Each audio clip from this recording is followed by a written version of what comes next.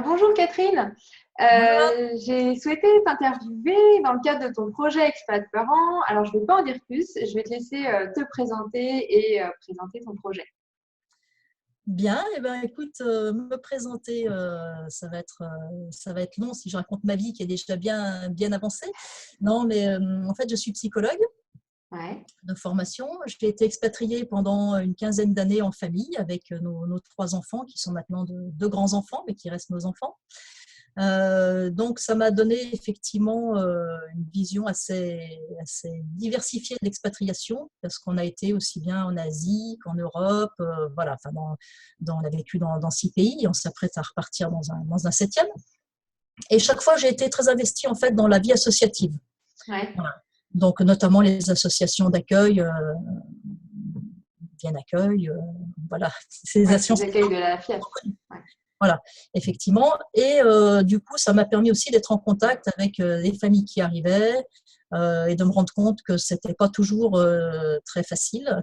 Et notamment lorsqu'un enfant n'allait pas bien parce qu'il avait des difficultés d'adaptation ou de scolarisation ou autre. Mm. Voilà, donc je me suis dit qu'on était beaucoup dans le même cas, Ouais, à nous poser des questions, à réfléchir. J'ai cherché des ressources, d'une part en tant que psychologue, d'autre part en tant que parent. J'en ai trouvé beaucoup en anglais, parce que les Anglais, depuis les années 50, voilà, sont très enclins à chercher à documenter cette question-là, en fait, les fameux third culture kits, ouais. voilà, avec l'accent français. Et je me suis du coup rendu compte qu'en français, eh bien, il n'y avait pas beaucoup de choses, en fait. Il y avait quelques articles disséminés à droite, à gauche. Donc, je me suis dit que ça serait bien d'essayer de fédérer les ressources qui existaient en français, D'accord. non pas seulement pour les Français, mais pour tous les francophones, en fait. Ouais, Et de là, donc, a émergé un petit peu cette idée. Par ailleurs, bon, j'avais quand même un réseau assez important dans le milieu de l'expatriation. Donc, je me suis dit là aussi que c'était dommage de pas en tirer profit, parce que dans toutes ces personnes-là, il y en a qui avaient des choses passionnantes à dire, des gens qui avaient des réflexions, qui avaient écrit des ouvrages. Et je les ai du coup contactés pour leur demander si ça les intéressait de participer à un projet collaboratif. ouais. Parce que ça me paraissait plus enrichissant et plus efficace sans doute de faire ça à plusieurs, plutôt que de faire ça moi toute seule dans mon coin en faisant un énième site, Catherine Martel, psychologue pour expatriés. Enfin, ça ne correspond pas à mon esprit, et puis j'avais envie de faire quelque chose de voilà, plus collaboratif. Et comme les D'accord. retours ont été tous positifs, ça m'a encouragée dans l'idée que ce projet était non seulement utile, mais nécessaire. Voilà, donc après, c'est allé assez vite. Il y a eu donc toute cette phase quand même de réflexion je me suis dit, mais comment je vais faire ça? De quelle façon? Avec qui? Ouais. Comment? Et puis après, donc une fois que j'ai branché la prise, c'est allé assez vite. Ouais. Voilà. Alors, voilà, je ne sais pas si tu as d'autres Donc questions. aujourd'hui, là, tu as le site Expat Parents Oui, qui vient regrouper un ensemble de ressources, c'est ça? oui. Et en parallèle, tu as le groupe Facebook Mhm. qui vient, lui, avoir plus son rôle de communauté. Est-ce que c'est comme ça que toi, tu le considères? Oui, alors c'est vrai que pour moi, à l'origine, le projet, ça devait déboucher sur la création du site qui existe aujourd'hui. Ouais, Et bon, comme je n'avais pas de budget pour faire réaliser un site, voilà, que ça revient quand même assez cher éventuellement, je me suis dit, bah, je vais le réaliser moi-même. Donc, au bout d'un petit moment, je me suis quand même rendu compte aussi que ça allait prendre plus de temps que je ne le pensais ou que je ne le souhaitais.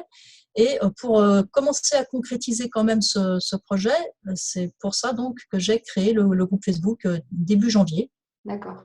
en Ok. me disant ça permettra donc d'une part de créer une communauté, de permettre aux parents de commencer à échanger, Ouais, et d'autres de partager leur expérience aussi, puisque c'est le nom du groupe. Et d'autre part, ça me permettra, moi, de voir quelles sont les attentes, quels sont les besoins. Et du coup, puisqu'en parallèle, j'étais en train de réaliser le site, de pouvoir ajuster et de pouvoir répondre au mieux à ces demandes. d'accord. Voilà. Ok. Donc, alors l'inconvénient ou l'avantage, c'est que le groupe a grossi quand même très, très vite. Ouais, Alors ça, je n'avais pas du tout anticipé, puisque là, on est pratiquement 2300 au bout de 5 mois. ouais. et donc ce qui demande un travail considérable de modération. Donc, nouveau métier là aussi que j'ai découvert. Et du coup, ça a différé aussi la sortie du site, puisque ça limitait mes journées donc que 24 heures.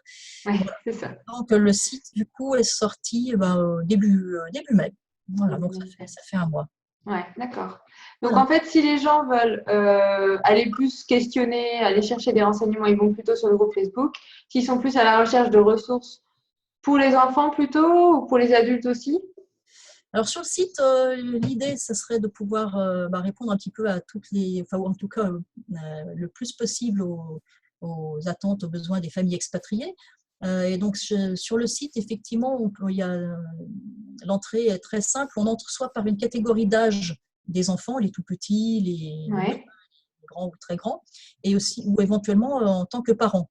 Et chaque d'accord. fois, on trouve donc des articles qui correspondent donc à ces tranches d'âge en fait, hein, ou à cette population. Ça couvre effectivement toute la famille. Au niveau des ressources, c'est pareil, on peut trouver soit des livres qui peuvent nous aider voilà, à préparer une expatriation ou à mieux comprendre ce qui se joue dans ce cadre-là, et aussi bien pour nous parents que pour nos enfants. Donc là, je suis D'accord. aidée par une de mes amies psychologues à Vienne, et je la cite, donc Marie-Laure Coustier, qui, elle, a fait un travail formidable pour recenser plus de 80 ouvrages à destination des enfants sur les thématiques du déménagement, de la différence culturelle, de l'expatriation, voilà. D'accord, ok. Ouais. Donc, il y a vraiment cet aspect et partage et ressources. Oui, oui, oui. Et puis alors, dans les ressources, on recommande aussi des MOOC, donc Ouais, enfin, selon comment on prononce. Il y a des petites vidéos, j'ai pas encore terminé, mais je vais recommander aussi, par exemple, des blogs ouais, de parents expatriés. Voilà, ouais. l'idée, c'est que chacun puisse trouver, il y a des témoignages, j'en ai rajouté encore un ce matin. Donc l'idée, c'est que chacun puisse trouver un petit peu de quoi se nourrir, de quoi De éclairer nourrir, ouais, ouais. sa réflexion. Voilà. D'accord. Sur le groupe, bien évidemment, il y a certaines problématiques qu'on n'aborde pas de façon publique quand c'est parfois très intime. Bon, ça peut arriver. Alors ça, c'est vrai que ça m'arrive plutôt en MP, en message privé. Ouais, d'accord. Voilà. Sur le groupe, du coup, on aborde plus souvent des thématiques de la scolarité, du Mm. bilinguisme, du plurilinguisme, de l'adaptation, ou des petits problèmes Ouais. pratiques. Des conseils et astuces aussi Bon, entre personnes qui ont tout à vécu fait. des situations Voilà. similaires.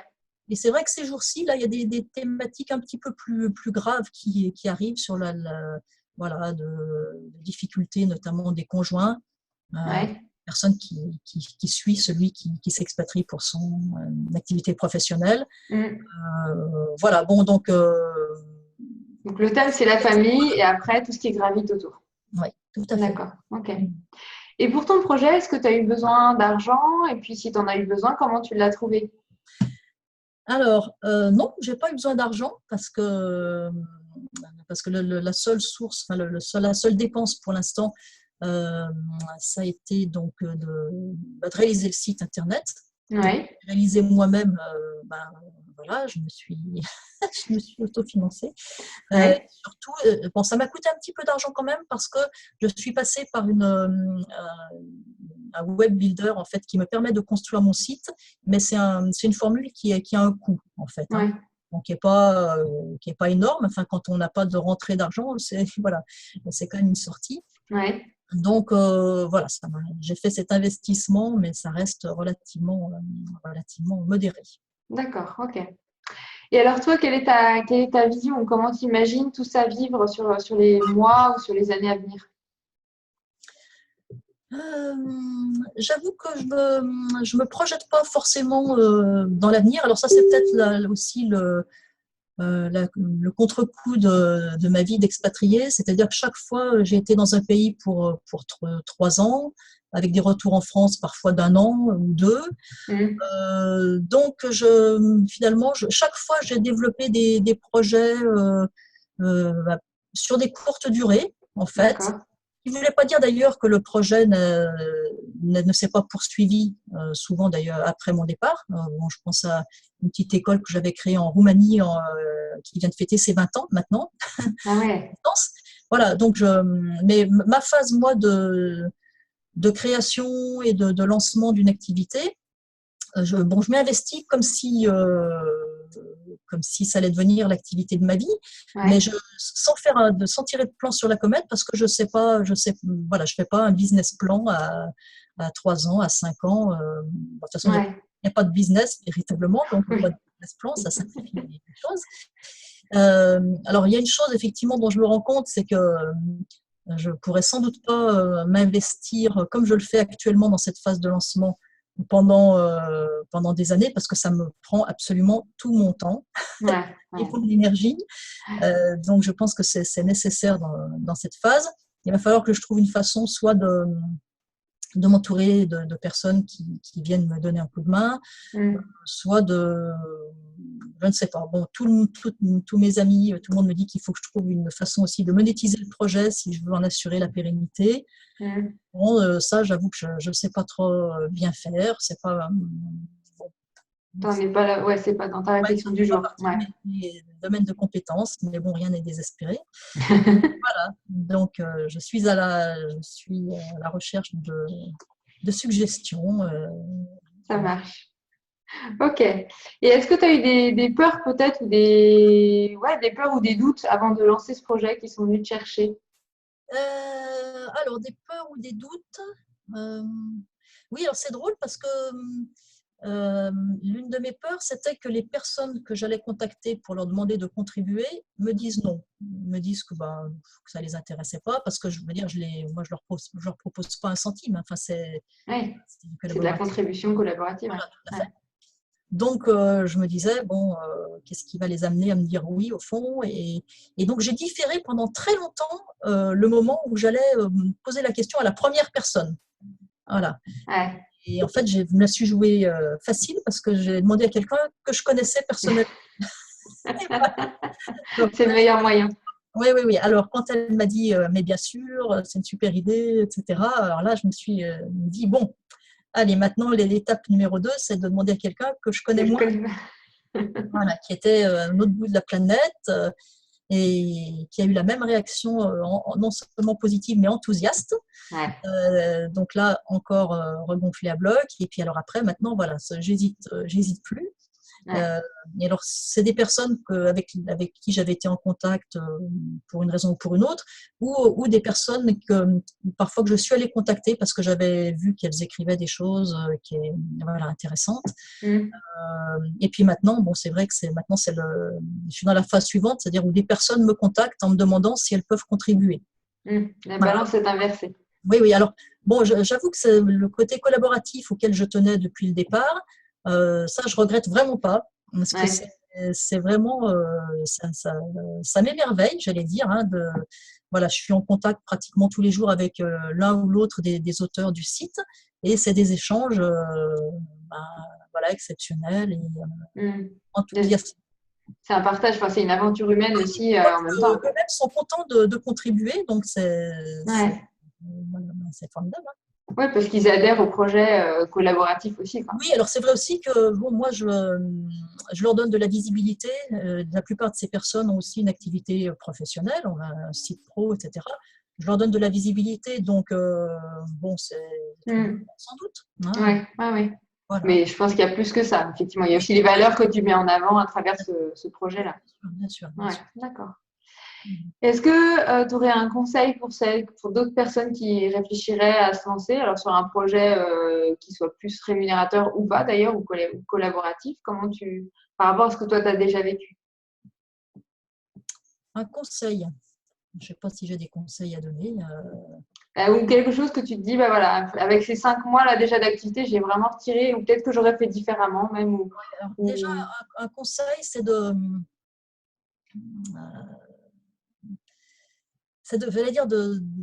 garder le cap. C'est-à-dire quand on a une idée, qu'on se dit qu'on a vraiment acquis, ça peut prendre du temps, une conviction que c'est quelque chose qu'il faut qu'on fasse,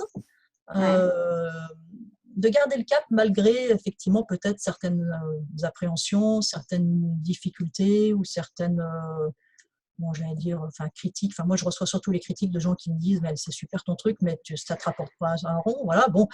C'est vrai que parfois, je dis, bon, ouais, mais ça me rapporte autre chose, voilà, pour l'instant. Donc, tant que ça me rapportera autre chose, Voilà, je continue. D'accord. Ok, d'accord. Et si on parlait d'équilibre, comment tu arrives à jongler entre tout ça, entre tes nouvelles expatriations, ta famille, ton projet? Alors, est-ce que j'arrive à jongler d'abord? C'est une des questions. Ou est-ce que, Il même faudra si c'est pas aujourd'hui, est-ce que tu dis il y a peut-être des choses qu'il faudrait que je mette en place pour arriver quand même à trouver cet équilibre-là? Même ouais, si on sait que dans une phase de lancement, ça peut être un peu oui, plus. bien sûr. Alors, il faudrait que je pose la question peut-être à mon entourage, mais je pense que je sais ce qui répondrait. Alors, d'ailleurs, dans mon site, dans les remerciements, tout en bas, en tout petit, j'ai remercié quand même quelques personnes qui m'ont vraiment encouragée Ouais. dans le cadre de ce projet. Et puis tout à la fin, bon, effectivement, un tout petit mot pour ma famille. Je disais voilà, qui a supporté de me voir passer mes journées et parfois une partie des nuits devant mon ordi, alors que le frigo était vide. Voilà. Donc, ça fait rire mes enfants. C'est vrai que je me mets à leur place. Ça ne doit pas être toujours drôle de voir que que je passe autant de temps, effectivement, à m'occuper de ce projet. Mais je pense au fond de moi qu'ils en sont contents aussi, parce qu'ils voient que dire que ils ont l'habitude de voir que quand je m'engage dans un projet, je le fais à fond. C'est pas la première fois, donc ils sont un peu rodés. Et puis je crois qu'ils en sont assez fiers au Ouais. fond aussi. Alors même si effectivement au quotidien il y a des inconvénients, c'est vrai que je suis déjà pas portée ni sur la cuisine ni sur le ménage.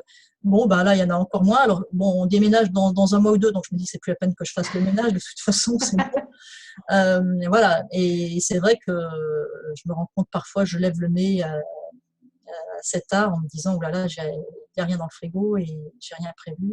Ouais. Enfin, j'ai plus des enfants tout petits, donc. Oui, ils sont autonomes aussi. Ouais. Ouais, d'accord, ok.